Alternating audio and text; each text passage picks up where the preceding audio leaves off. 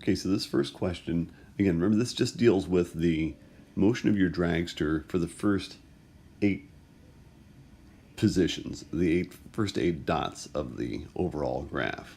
So remember, we're doing a position versus time graph. I'm going to try to answer this question without giving away the entire farm here. You're making a position versus time graph with position on your y-axis and time on your x-axis. The question is, what can be said of the slope of your graph?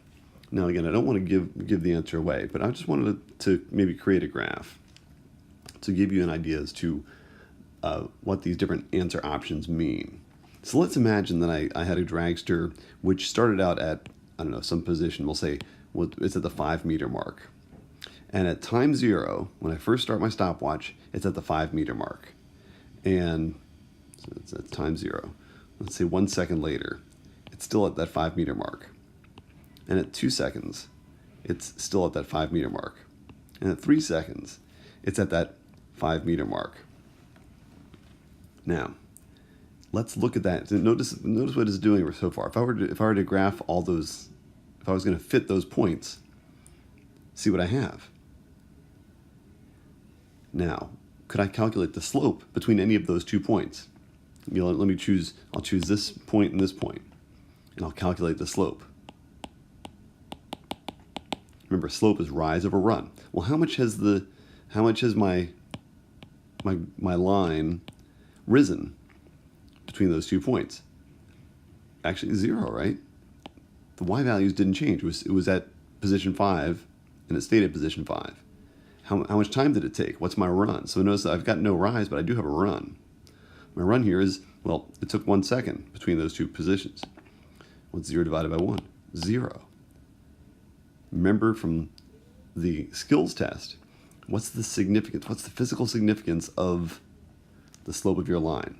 If you don't remember, go back to your textbook, pages 24, 25. This dragster would be stationary, right? It's not moving. But more importantly, notice that it's the slope of the line is also not changing. Okay?